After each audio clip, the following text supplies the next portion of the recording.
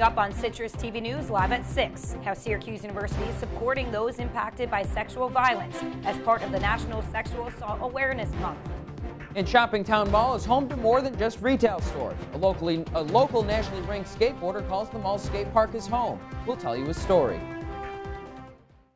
April is officially here and it couldn't be sunnier. But how long until we start seeing those April showers? I'll tell you in my full weather forecast. Citrus TV News starts right now. This is Citrus TV News live at 6, your campus news leader. Good evening, I'm Mike McCarty. And I'm Alyssa Candiato. A Syracuse University student placed on indefinite suspension is suing the university for bias in a sexual misconduct investigation. Court documents claim that a John Doe was wrongfully suspended for engaging in what he argues was consensual sex back in September 2016. The lawsuit says that Jane Roe did not consent to oral or anal sex and later claimed she withdrew her consent during intercourse. Per the lawsuit, the University Conduct Board found the woman had consented to oral sex and could not determine if anal sex happened. But the board still found the man guilty of violating student conduct by continuing to have sex after she withdrew her consent, and he was then suspended. The man argues the investigation was biased because of the investigators' past protecting sexual assault victims and says he was not properly notified of the charges against him. Make sure to stick with Citrus TV News on this developing story. And the Syracuse University Student Association is holding a debate between future candidates tonight in Maxwell Auditorium at 8 p.m. All presidential candidates, vice presidential candidates, and comptroller candidates will be debating. Voting will be open to the campus community on MySlice from April 9th to April 12th. And every April, student organizations team up for Sexual Assault Awareness Month. The campaign offers educational and empowering events starting today. Citrus TV News reporter James Groh joins us live at Chipotle, where the month is kicking off with a fundraiser. So James, Syracuse seems to be in the middle of a lot regarding sexual assault with the lawsuit we mentioned earlier and the architecture professors being accused of misconduct. What is the university doing from an administrative standpoint? Campaign. So what they've done is all you need to do is show this flyer, whether it's through your smartphone or just in person, show that to the cashier, and half the price of your order will be going to the It's On Us campaign. That lasts from 4 to 8, so just about 2 hours left for this to last. So if you want to come on down, get some food while also donating to the cause, come on down to Chipotle here on Marshall Street. Apologies, James, I asked you that question a bit too early there, so I'll ask you again. What exactly is the university doing from an administrative standpoint between the earlier scandal that we discussed and the architecture professors that are in a bit of trouble? Yeah, so the two things are very important. One, the architecture list that listed the 3 current SU professors. What the school is now going to do is they're going to conduct a climate survey. Basically what that means is they're going to ask faculty, staff, and students what they feel about the culture currently inside the architecture department at Syracuse. And to the second part of that, which is the current allegations made by the student who is now suing the university. Well, the university has said, as per their normal conditions, that they're not going to comment on it because it's pending litigation. Students will soon be able to connect with the developing technology industry in Ireland as part of a new iSchool program. Startup Dublin is a week-long trip where students from any school or major will have the opportunity to network with employers and alumni in the teach sector. The trip will take place over Thanksgiving break in the fall. Students can apply on the iSchool's website. University Union is partnering with the Office of Military and Veteran Affairs to screen the film 12 Strong, starring Chris Hemsworth. The screening will be followed by a Q&A with Commander Mark Noosh, whose experiences in Afghanistan inspired the film. The screening starts at 5:30 on April 13th in Gifford Auditorium. Tickets are $5 at the box office. Another Republican has thrown his hat into the ring for governor. Dutchess County Executive Mark Molinaro launched his campaign today in his hometown Tivoli. Molinaro said he wouldn't run, but changed his mind when Republican Senator John DeFrancisco launched a campaign to challenge current Democratic Governor Andrew Cuomo. And since 2015, every Friday, the Syracuse University News Office releases new photos on their website. The program is called Syracuse Views. Citrus TV reporter Zachary Levine has more on how students can contribute. Despite prolonged winters, there's no doubt many students come to Syracuse because of its campus.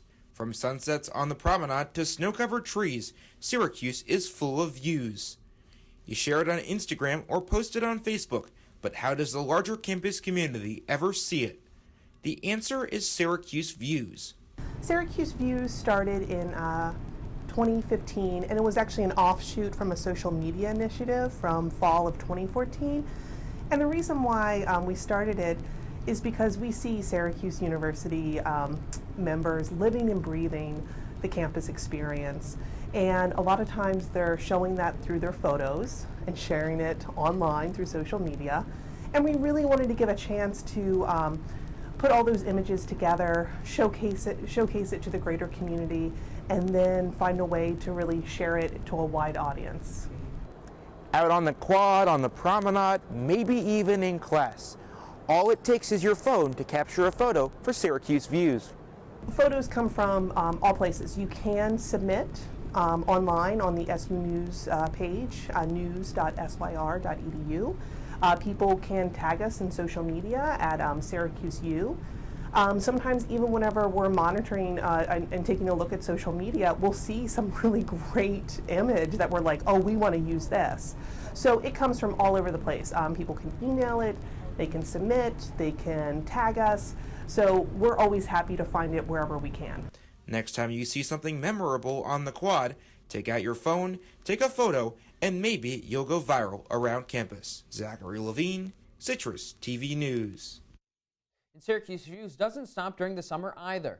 The SU News office is always uploading new photos of students on vacation or internships. Syracuse may sometimes be cold and dreary, but it has its charm. Citrus TV reporter Chris Benson visited one of the Salt City's hidden gems, the Black Mamba State Park at Shoppingtown Mall, and you won't believe who he met there.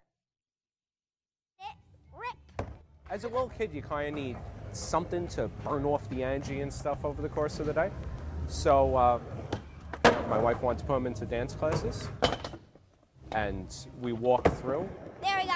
Luckily, we saw the guy, Scott, that happens to own the skate park, and he goes, oh, we give lessons at 4 years old. And I was like, he's not dancing. Trick shot. Jackson Kudik is your average 9-year-old. He likes sugary energy drinks, and he loves chocolate cookies. Triple chunk chocolate. He likes jokes, but he's not funny. Cartoons, Teen Titans. But most of all, Jackson likes skateboarding. You get to have fun and you get to learn new tricks. And sometimes they look awesome. Really awesome.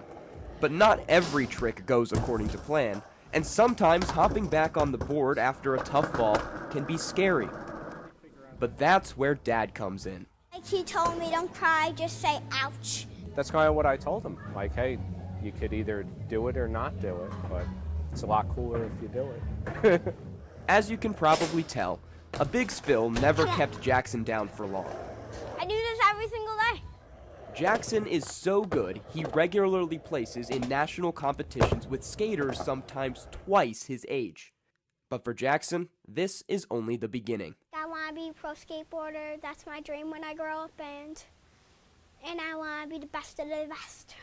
It's a dream a watchful father is happy to support. I don't know where his whole drive comes from. It's something I wish I had. I don't have the drive and focus that he does. Thank you.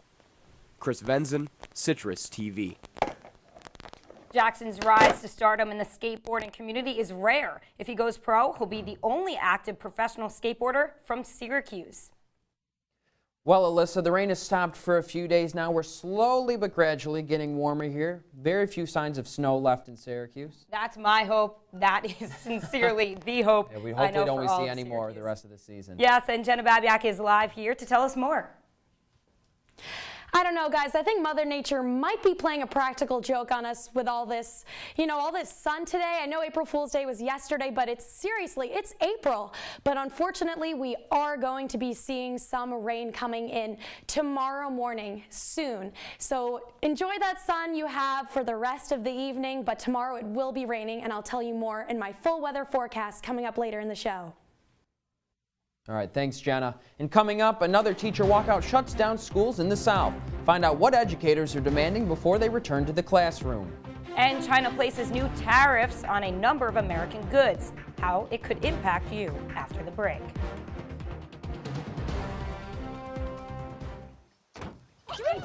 They'll test you.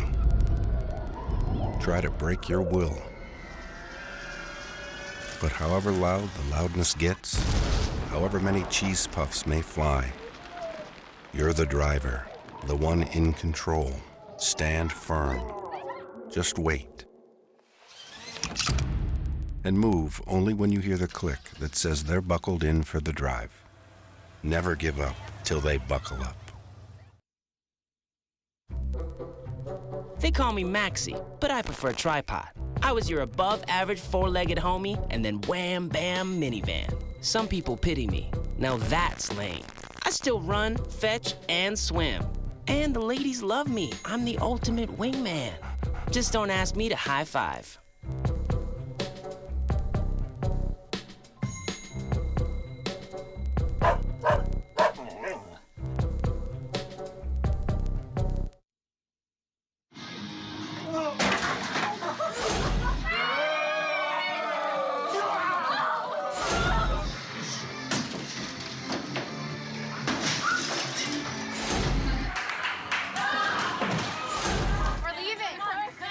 Most party fouls are pretty dumb. But if you decide to drink and drive underage, you could lose your license and your freedom. Underage drinking and driving. The ultimate party foul. Leaving hot coals improperly extinguished can cause a wildfire. Hey guys, it's Smokey! It looks as if Smokey is going to use the drown, stir, drown, and feel technique. After the first drown, a good start. Next, another drink. And finally, a close feel. Is it cool? Okay. Yeah. Hey, Smokey, catch. Oh, my bad, Smokey. Only you can prevent wildfires.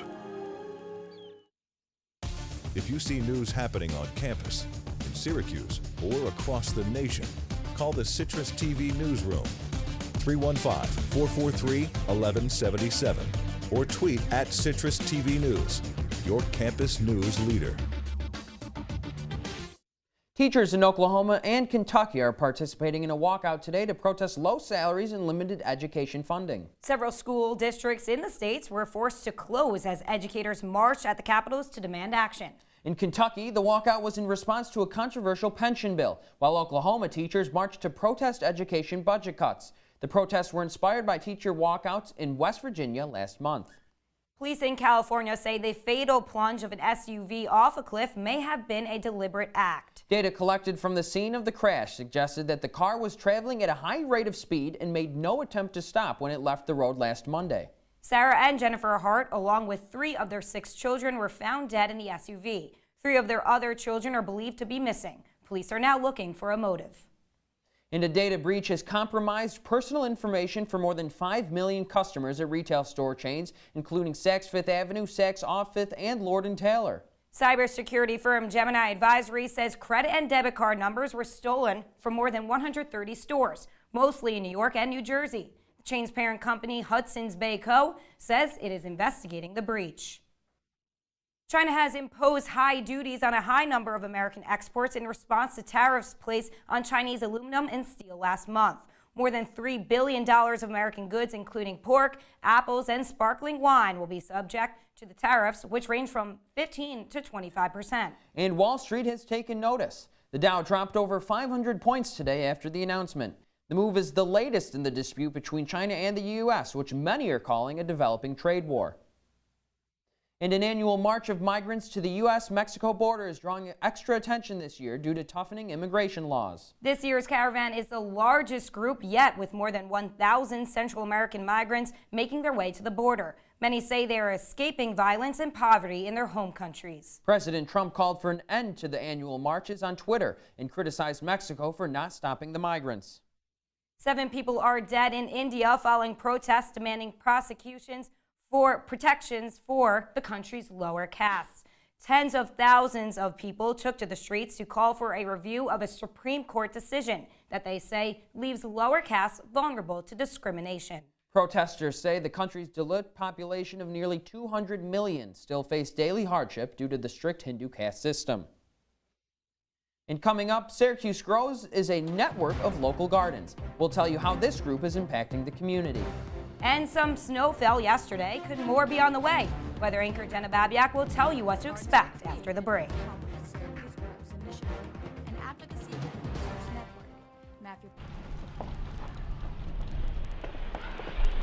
Got a quarter?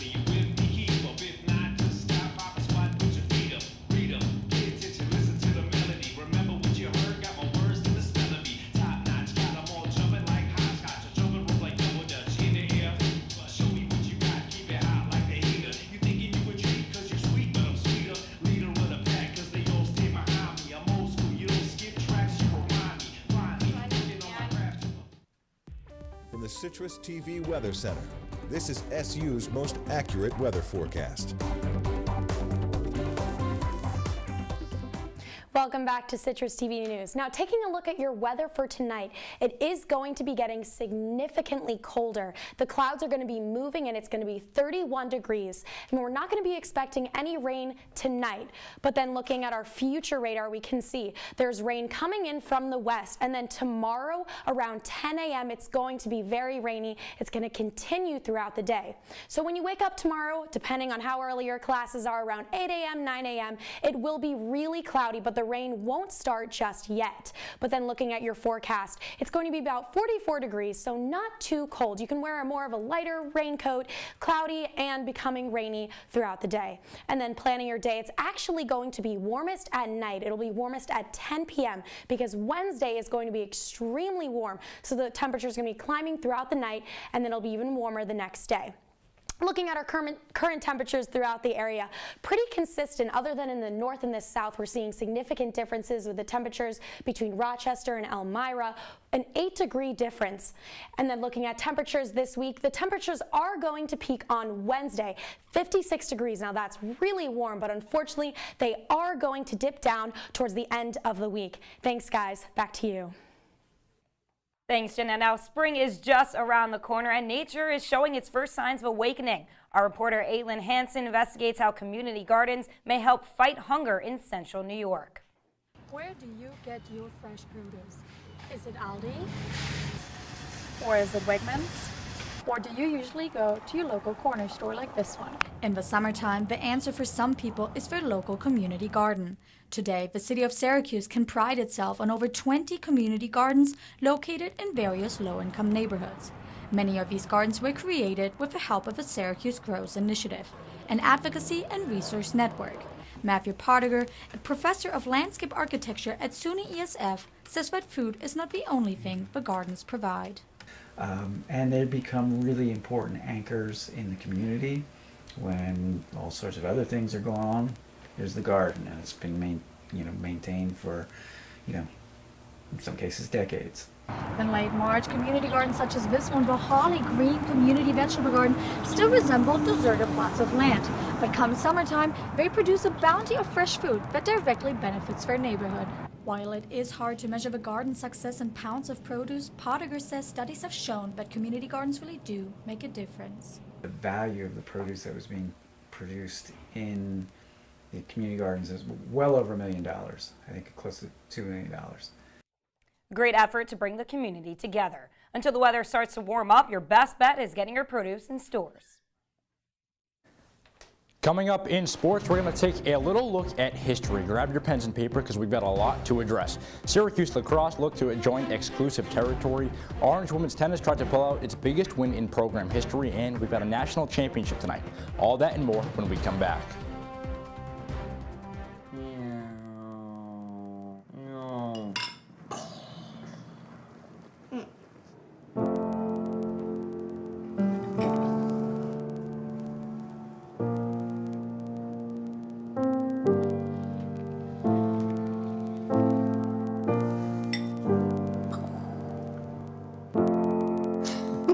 Visit aarp.org/caregiving for information on how to provide even better care for the person who wants to care of you.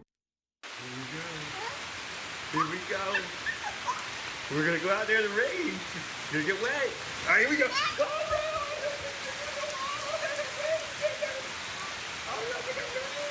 Okay, quick.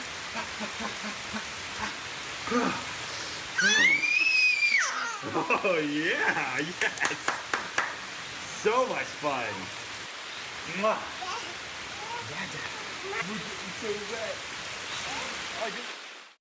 Come on, it's not that hard. My big man fingers are having a problem with these little tiny buttons.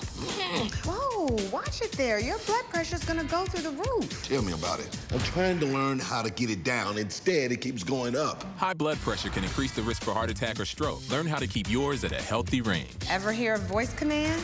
Just say text barbershop to 97779. That's not what I said. Just give me that. Now my blood pressure's up.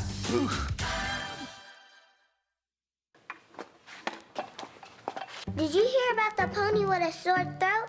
He was a little horse. Can I tell you a cat joke? Just kidding.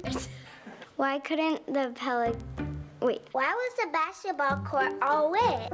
Why? Because the players kept dribbling all over it. Where do cats go on vacation? New York.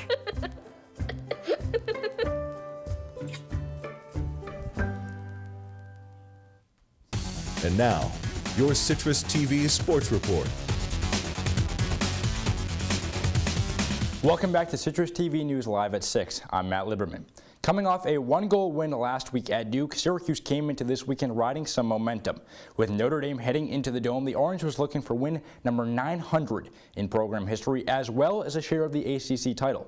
Could SU capture both, or would the Orange fall to another ranked team this season? We'll take you there now. It was number 10 versus number 7 in the Carrier Dome. Notre Dame with the shiny helmets, but Brendan Bonbury wouldn't be distracted. He has his eyes on the prize as SU goes up 1-0 early on.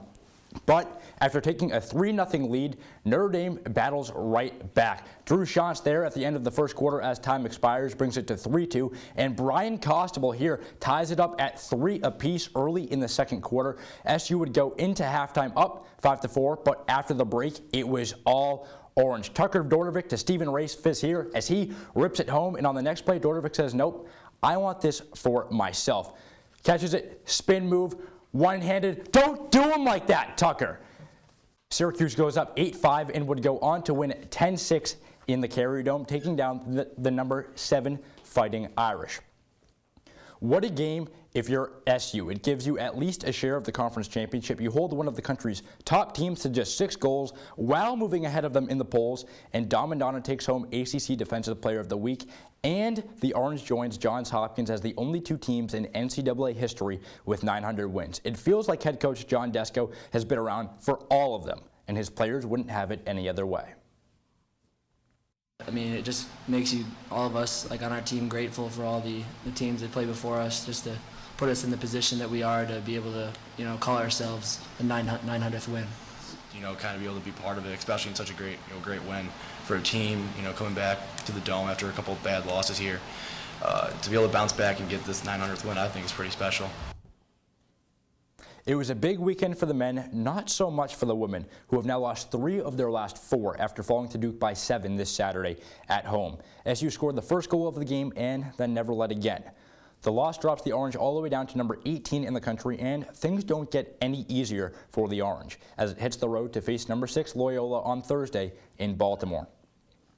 And from the turf to the court, SU women's tennis had a chance to make a statement for the rest of the country.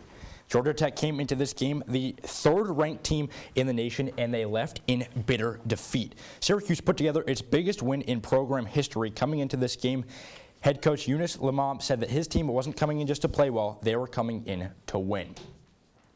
And while Syracuse basketball is done for the season, Villanova and Michigan are still going strong. The two will meet for the national championship in San Antonio tonight. Villanova looks to cut down the nets for the second time in 3 years, while Mo Wagner looks to bring a championship back to Michigan for the first time since 1989. And while it's currently basketball season, the Bills are looking to make a splash this offseason at quarterback. After trading Tyrod Taylor to the Browns and signing A.J. McCarron as a replacement, Buffalo is now aggressively looking to trade for a top 5 pick with the intention of drafting a quarterback.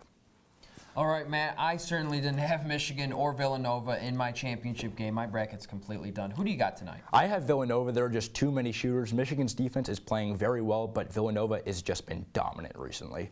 All right, well, as I understand it, this is your last appearance on Monday News. You're moving over to Wednesday. Always a pleasure. Thank you. Thank you. Thank you. And of course, what are the expectations for men's lacrosse now?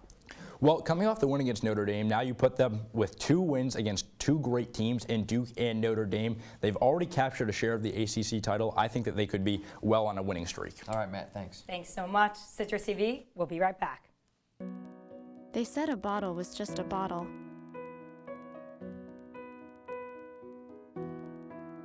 That no one would ever notice me.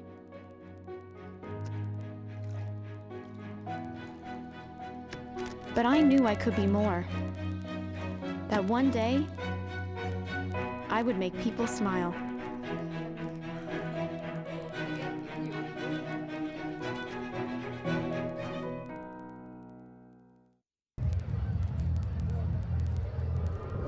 Looking for these? You drive buzzed. It could be one very expensive ride. First, you gotta make bail. Then pay me to get your car back. Your insurance premiums will go through the roof. And my legal fees just keep adding up. All told, it could end up costing you $10,000. Buzzed, busted, and broke. Because buzz driving is drunk driving. I see you mobbing over her. Let's go. Let's mob. Let's crawl. Let's crawl. Let's crawl. Hey, yo, we mobbing. Come on, girl. Let's crawl. Hey, yo, let's crawl. Hey, yo, let's crawl. Hey, let's crawl. Hey, yo, let's crawl. So, Jen, I know you were saying before, a nice day today, but we are going to expect some rain this week. Tell us about that. Yeah, I'm so sorry. I know we all love those sunny days, but unfortunately, the next 5 days, we are going to be seeing a lot of rain and a lot of clouds. So tomorrow, it's going to be mostly cloudy, and then we're going to be seeing that rain later on. Wednesday, it's going to be kind of a mix. We're going to be seeing thunder in the morning, but it's going to be extremely warm too, getting sunnier later in the day. Still a lot of cloud coverage. Thursday, Friday, Saturday, pretty consistent, cloudy, raining, and we're going to see some snow on Friday. Oh, I don't like to hear that. All right, thanks, Jenna. And a rare April snow has fallen across most of the Northeast, causing some changes in the New York Yankees schedule. Today's home opener against the Tampa Bay Rays has been postponed until tomorrow due to 6 inches of snow being dumped on the region. The team was forced to call the game shortly before 9 this morning. This storm follows a particularly snowy March that saw 4 nor'easters blow through the New York area. The rescheduled game will begin just after 4 o'clock tomorrow afternoon. That's all for Citrus TV News Live at 6. I'm Mike Riccardi. And I'm Melissa Candiotti. Have a great night, Syracuse.